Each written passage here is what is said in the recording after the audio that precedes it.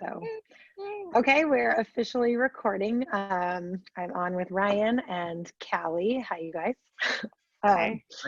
So, as I was just saying, thanks for being good sports and being willing to come on here. We are just looking to, as real producers, we create deeper connections between realtors and top affiliates in the local community. And we're just shedding some light on what it looks like to shift your business and your personal lives in light of everything going on, and just kind of pull back the curtain and have a little bit of shared humanity in the way that things are really different right now, and ask what that's been like for you. So but we'll just start with introductions. Callie, you can go first, but we're just kind of asking you who you are, what you do, how long you've done it, who you do it for, and start from there. No problem. So my name's Callie Mirsky. I do residential real estate sales. Currently work for Berkshire Hathaway Home Services, a new branch that opened in El Dorado Hills. I've been in real estate, I think, licensed since 2008 and a licensed broker since 2013. Most of my business is in El Dorado County, Sacramento County as well, but pretty much around the El Dorado Hills area. Awesome. You're up, Ryan. I'm up. All right. I'm Ryan Meyer. I work for the law firm Elgindy, Meyer and Kogel, and I practice real estate and business law throughout Sacramento and California, as well as Washington and Texas. But my focus is on real estate, and I too have been a licensed broker for almost 10 years now. So I generally do sort of a split of transactional work and litigation work, and provide services from basically to anybody, anyone from individual businesses up to Fortune 500 companies, just depending upon the needs. Nice. Awesome. So I've just been asking everybody, we kind of start these, obviously we want to talk about the shift and what looks different these days. Callie's got a little babe right there. If you can hear him, he's so sweet. You should really just turn the camera on. I know. He's doing really good trying to be quiet. Oh, There he is. Oh, he's so awesome. Talk about peeking behind the curtain. I love it. So yeah, I've just been asking everybody to share, just starting from a place of positivity, what has been a positive shift. Obviously, we've had to make a lot of adjustments in the way that we do business in our personal lives right now. So what's something that is good that has come out of that for you that you're grateful for? And then what has been something that's challenging about business or personal life in the midst of kind of the circumstances that we find ourselves in?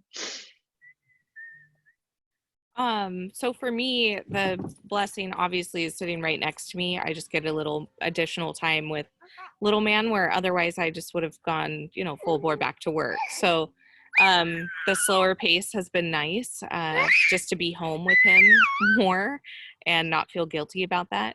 The challenging thing, though, I know for us as realtors, it was, especially initially, it was like, okay, is our career over? What are we doing? Especially, I think initially we weren't considered an essential service, and realistically not super likely that people are going to buy homes off of virtual tours. So that was a little nerve-wracking, but now it feels like people are still willing to do business and not quite as fearful. So yeah, and for me, I sort of find a similar thing of, it has been nice to be home with the family more. And you're physically around them all the time, which obviously comes with the generic headaches of 3 kids in elementary school who all are trying to get their stuff done, and everyone's trying to do work and do that at the same time. But it's been great to actually have that opportunity and sort of the forced relaxation aspect, or I won't say relaxation, but forced time at home for sure.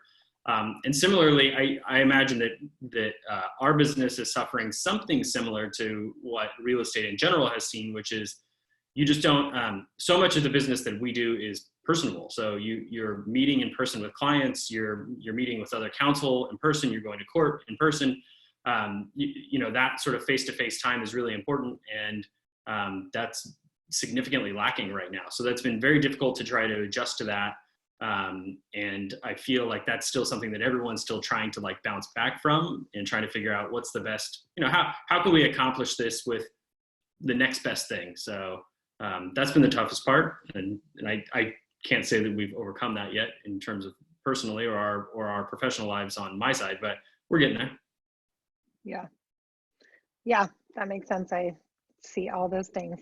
All right, well, I'm going to turn it over to you guys and let you kind of chat about what that is specifically looking different for you guys in your industry, and any questions that Callie has for, sorry, I'm trying to unmute your here. Any questions that Callie have come up for clients of yours or that other realtors might have, specifically in litigation and real estate law and all of that. So I'm going to mute myself and let you guys. Great, thanks. So Ryan, my first question is regarding the new COVID forms from CAR.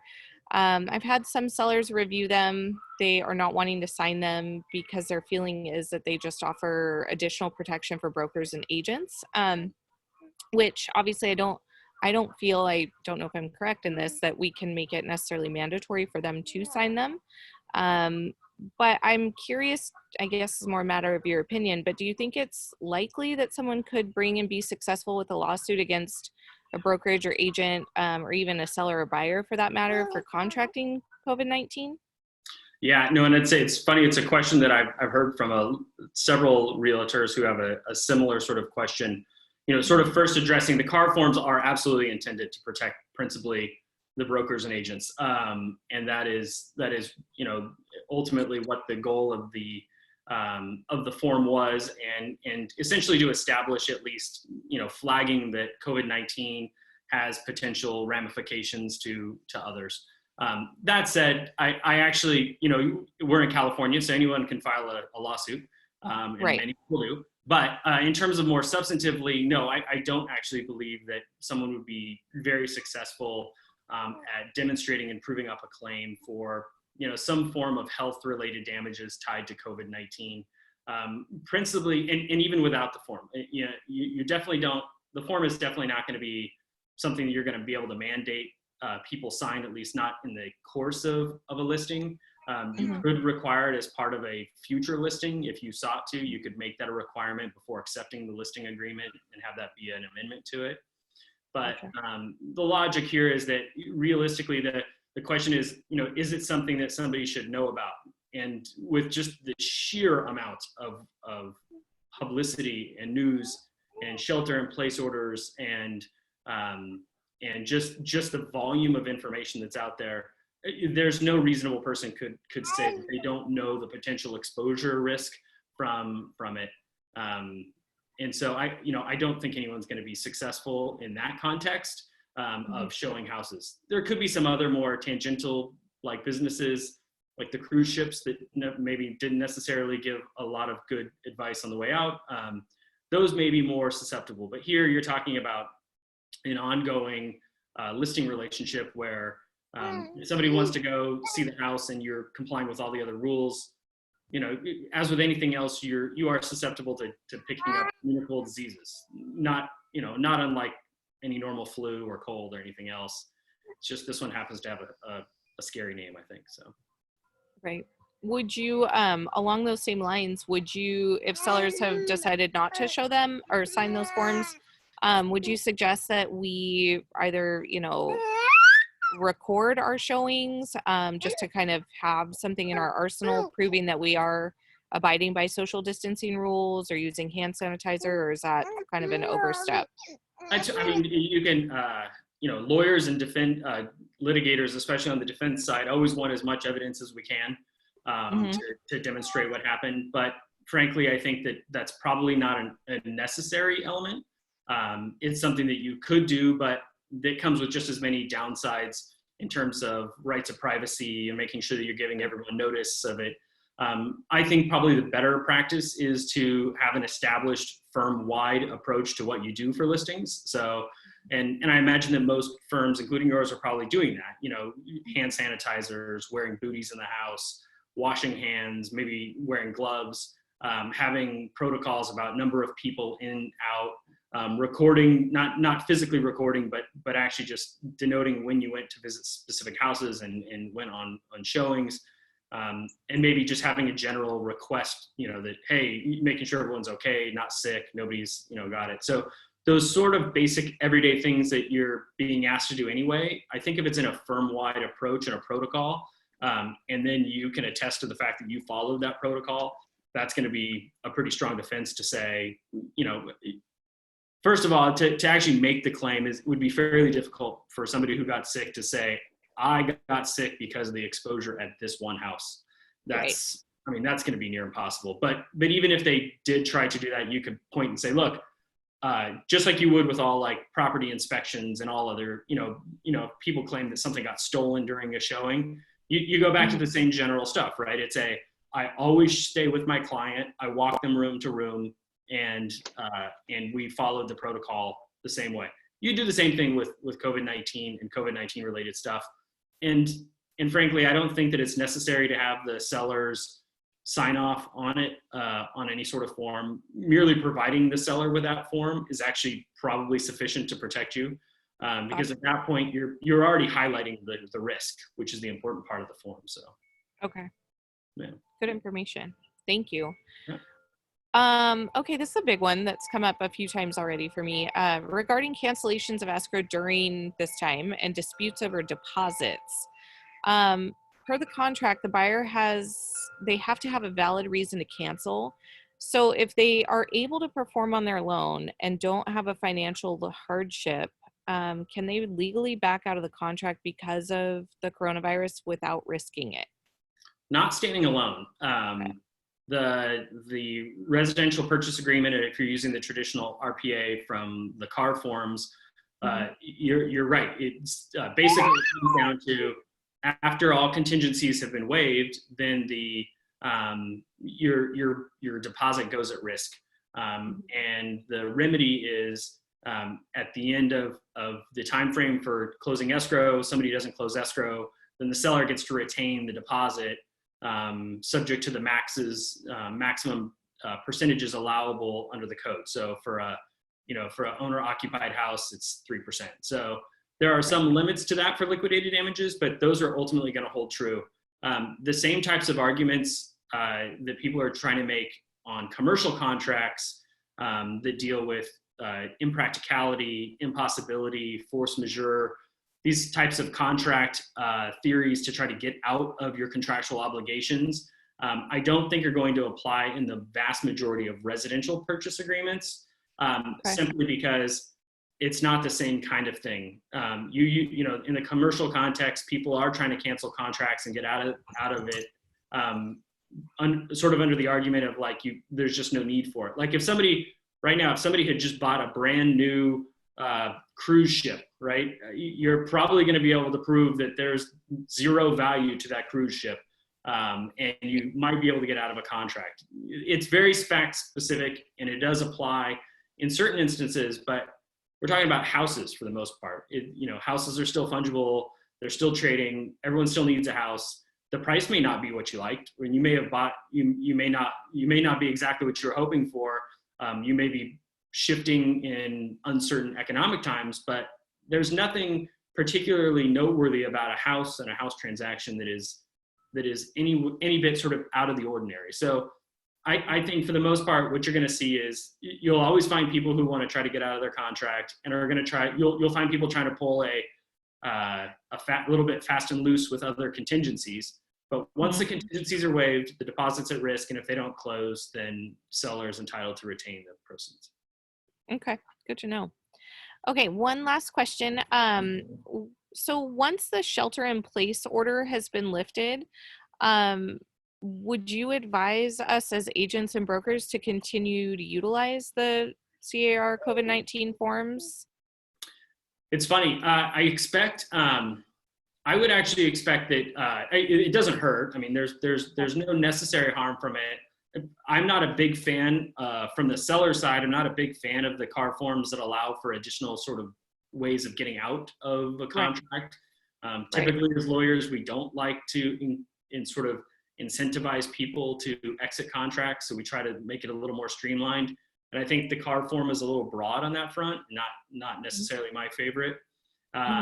The other one's just regarding sort of advisories. It doesn't hurt. I mean, there's no harm. It's like with most disclosures, right? If all else fails, or if you're in doubt, disclose it, and then see what happens.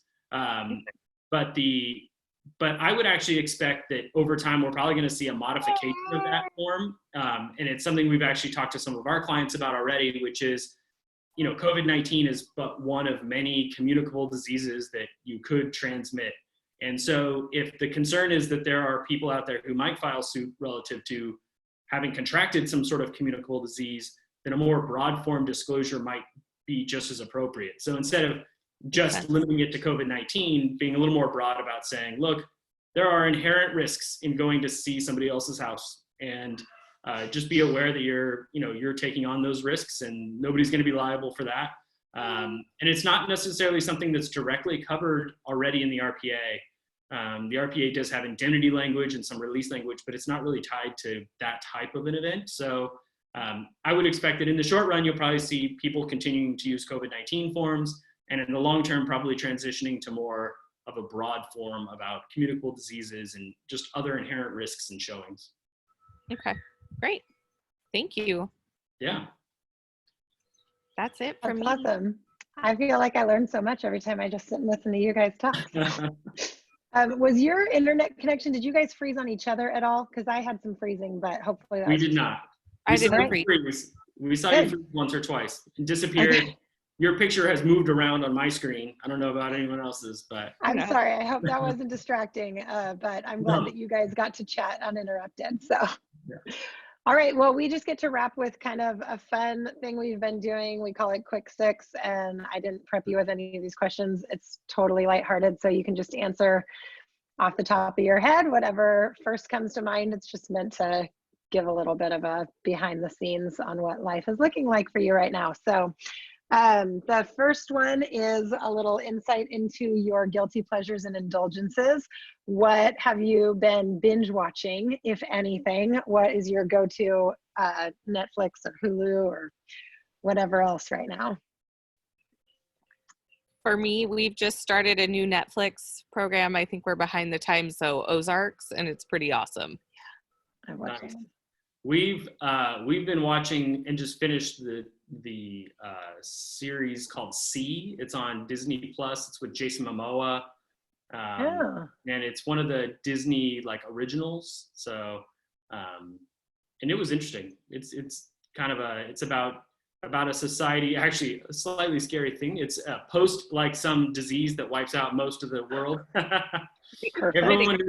know. Everyone who's left only has no sight. And then 2 babies are born who have sight. And so there's a whole thing about calling them witches, and there's some royalty mixed in. So it's kind of like a fun show to watch on that front. Now I got to start looking again because we just finished it. So. Did you say C like SEA?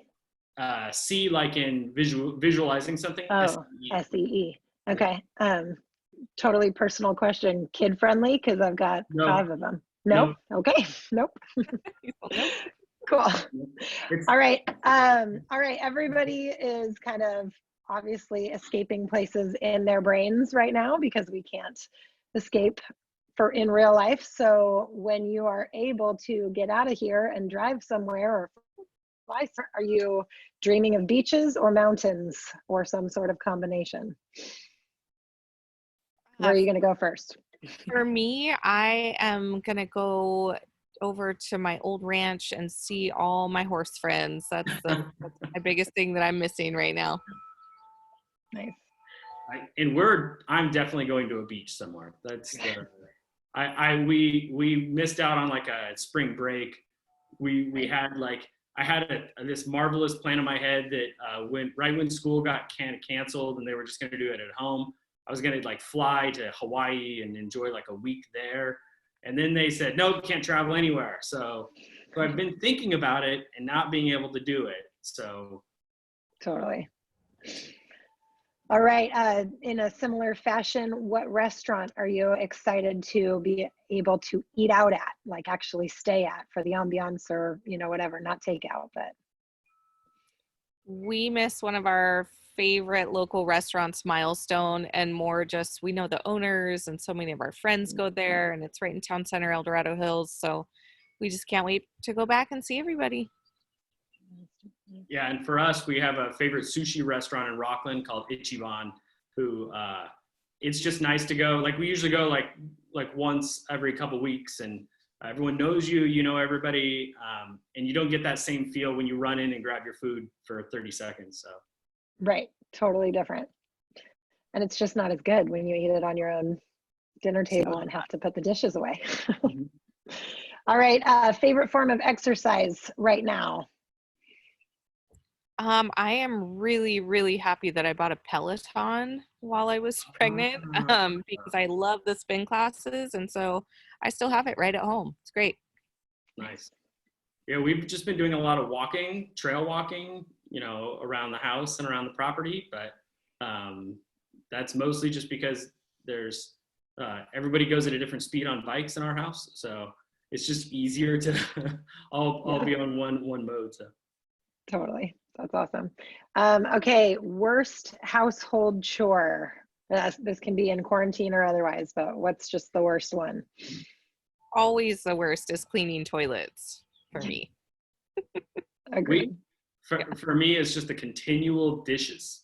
We seem to, I'm not sure why or how, but I think my kids produce more dishes than they actually eat. So it's like their goal in life to make the dishwasher run 3 times a day.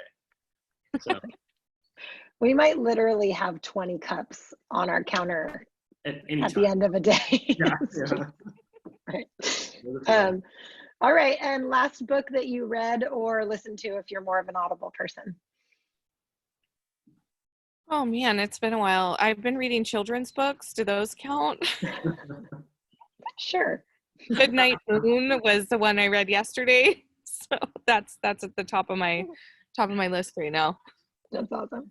Nice. I have been reading the Tom Clancy novels, the Jack Ryan series. So I've been working my way sort of through those, and I'm on Patriot Games, I think is the name of it. Nice. Cool. Well, good job. See, that was painless. That was not that hard. All right. Well, the last thing that I've been asking just before we wrap and say goodbye is what I've been kind of phrasing it like, what is saving your life right now? I think everybody is feeling just a little bit more isolated, obviously. And so it's just good to talk about kind of the tips and tricks, whether it's personally or professionally, silly or serious. What kinds of things are you holding on to that are keeping your sanity, helping you stay healthy, whether it's emotionally, physically, mentally, but what's saving your life right now? This weather, right? Like this, when the weather is nice, it's really refreshing to get outside, go for a walk. We are fortunate enough to live on property. So we don't have to go far to just be in a peaceful setting and enjoy this gorgeous weather. Totally. That's good. Nice. Yeah. And for us, I think the greatest thing for us has been Zoom. Like we've been able to link in, for some reason over the past like 4 weeks has been one of the biggest series of birthdays in the family, like, in the expanded family. And so we just set up Zoom and call a specific time on someone's birthday, and everyone sings. And then we just essentially leave it on for like half an hour, and people are chatting, and it's just been a good way to like continually catch up, because you can text your friends and your family, all day long, but seeing their face is definitely different. So that's been very helpful. Totally. I agree. Cool. Well, thanks you guys for your time. That's all I officially have for you.